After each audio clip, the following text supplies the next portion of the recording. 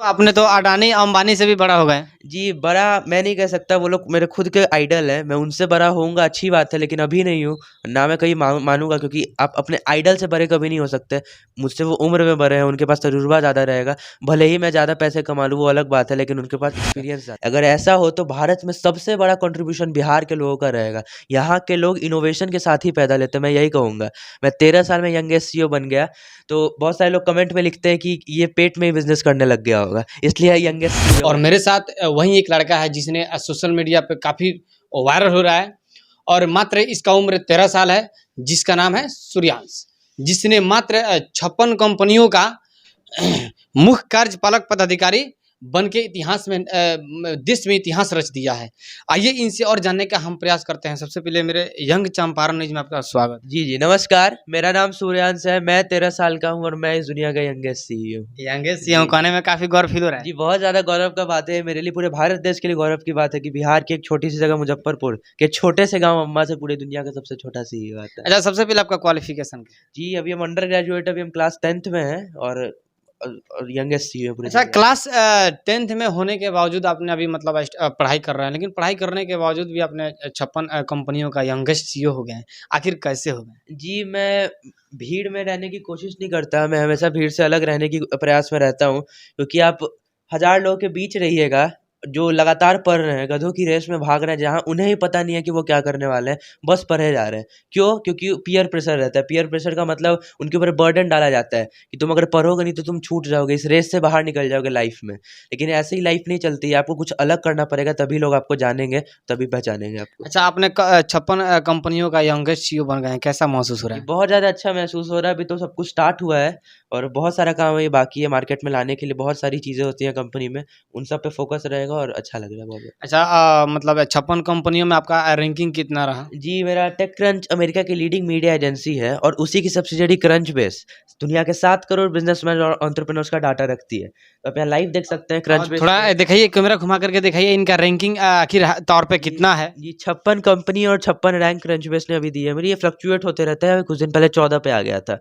Elon Musk जी का rank 567 है, mister Mukesh Ambani जी का रैंक 633 है, मिस्टर बिल गेट्स जी का रैंक 243 है, मिस्टर वॉरेन बफेट जी का रैंक 1000 है।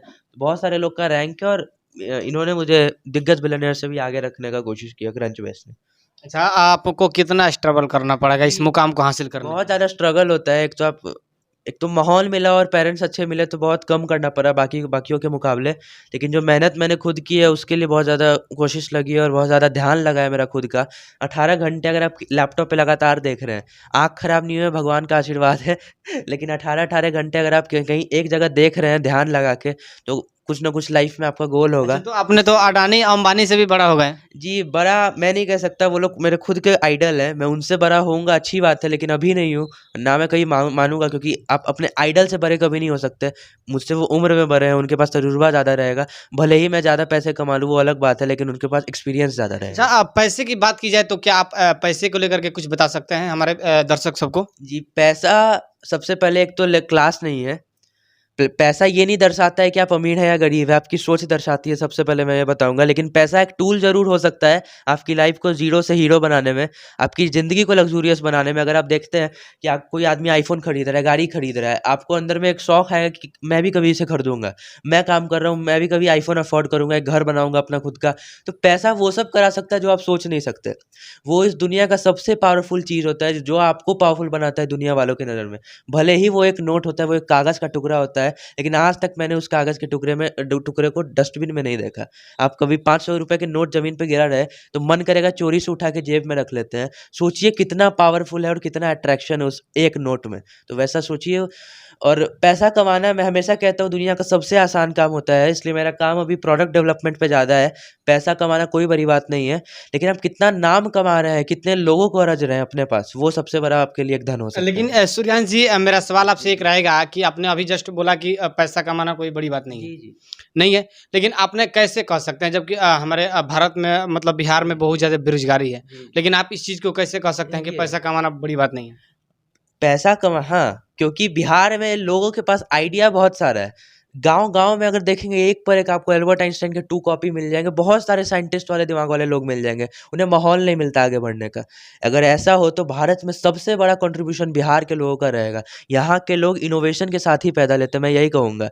मैं 13 साल में यंगेस्ट सीईओ बन गया, तो बहुत सारे लोग कमेंट में लिखते हैं कि ये पेट में ही बिज़नेस करने लग गया होगा, इसलिए यंगेस्ट सीईओ बन गया। तो जन्म लेते लोग यहाँ पे इनोवेशन के साथ ही पैदा होते हैं, लेकिन उनके पेरेंट्स पे डिपेंड करता है, उनके बुआ, ताऊ और चाचा ये सब पे डिपेंड करता है कि कैसा वो सपोर्ट कर रहे हैं कि नहीं।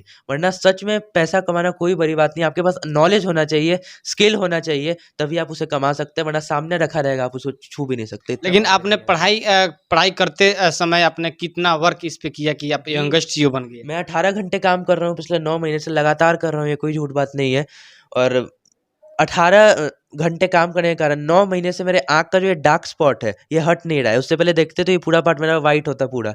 ये धँसा हुआ है क्योंकि लगातार यूवी रेज़ आँख पे पड़ रहा है मेरे लैपटॉप पे बैठे-बैठे, और इसे मैं एक अपना सक्सेस का सिंबल समझता हूँ कि मैं काम कर रहा हूँ तभी ये डार्क स्पॉट ये सब हो रहा है मुझे यहाँ पे, और तभी मैं यंगेस्ट सीईओ बन रहा हूँ, तो सबसे बड़ा कारण यही रहेगा।